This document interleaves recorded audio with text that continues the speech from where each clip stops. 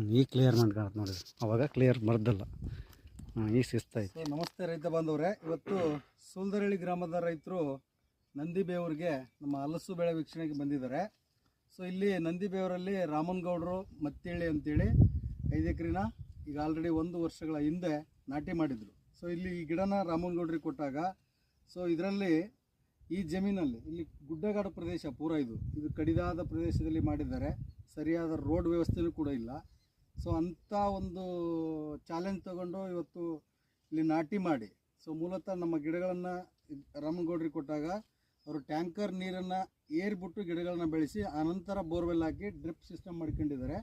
ನೋಡಿ, ನೀವೆಲ್ಲ ನೋಡ್ಬೋದು ಎಷ್ಟು ಚೆನ್ನಾಗಿ ಗಿಡ ಒಂದು ಕೂಡ ಸಹ ಎಲ್ಲಿ ಡ್ಯಾಮೇಜ್ ಆಗಲಾರ್ದಂಗೆ ಬೆಳೆದಿದೆ. ಸೊ ಇದಕ್ಕೆ ಹೈ ರೆಸಿಸ್ಟೆನ್ಸ್ ಪವರ್ ಇದೆ ಅಂತಕ್ಕೆ ಇದೊಂದು ಉದಾಹರಣೆ.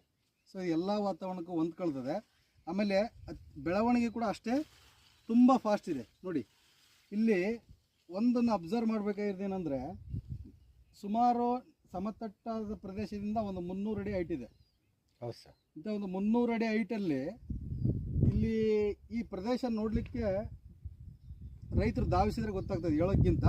ಇಲ್ಲಿ ಸಾಧ್ಯ ಆದರೆ ಇಲ್ಲಿ ಸುತ್ತಮುತ್ತ ರೈತರು ಬಂದು ಒಂದು ಟೈಮ್ ಈ ಫೀಲ್ಡನ್ನು ನೋಡಿ. ಸೊ ಇಲ್ಲಿ ರೈತರಿಗೆ ಮನಸ್ಸಿದ್ರೆ ಮಾರ್ಗ ಅನ್ನೋದಕ್ಕೆ ನಮ್ಮ ರಾಮನಗೌಡರು ಒಂದು ಉದಾಹರಣೆ ಆಗಿದ್ದಾರೆ.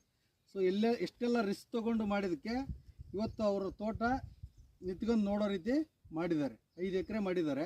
ಬನ್ನಿ, ಇಲ್ಲಿ ಬಂದು ವಿಸಿಟ್ ಮಾಡಿ. ಧೈರ್ಯವಾಗಿ ರೈತರಿಗೆ ಒಂದು ಸುವರ್ಣಾವಕಾಶ ಇದೆ. ಸೊ ಇಲ್ಲಿ ಬೈಬ್ಯಾಕ್ ಇರೋದ್ರಿಂದ ಯಾವುದೇ ಭಯ ಇಲ್ಲ, ಮಾರ್ಕೆಟಿಂಗ್ ಸಿಸ್ಟಮ್ಗೂ ಸಹ ತೊಂದರೆ ಇರೋದಿಲ್ಲ. ಸೊ ಇಲ್ಲಿ ಕಂಪ್ನಿನೇ ಬೈಬ್ಯಾಕ್ ಮಾಡ್ತದೆ. ನಮ್ಮ ಫ್ಲೋರೆಜಾ ಕಂಪ್ನಿ ರೈತರಿಗೆ ಒಂದು ಸುವರ್ಣಾವಕಾಶವನ್ನು ನೀಡಿದೆ. ಸೊ ಇದನ್ನೆಲ್ಲರೂ ಸದುಪಯೋಗ ಮಾಡ್ಕೊಂತ ಕೇಳ್ತಾ, ಹಾಗೂ ನೆಕ್ಸ್ಟು ನಮ್ಮದು ಹರಪನಹಳ್ಳಿ ತಾಲೂಕಲ್ಲಿ ಎಡೇಳಿ ಹತ್ರ ಒಂದು 2 ಎಕರೆ ಆಲ್ರೆಡಿ 1 ವರ್ಷದ ಗಿಡ ಇದೆ. ಸೊ ನಮ್ಮ ಸೂಲ್ದರಳ್ಳಿ ಗ್ರಾಮದ ರೈತರನ್ನು ಅಲ್ಲಿಗೆ ವೀಕ್ಷಣೆಗೆ ಕರ್ಕೊಂಡು ಹೋಗ್ತಿದ್ದಾರೆ. ಧನ್ಯವಾದಗಳು.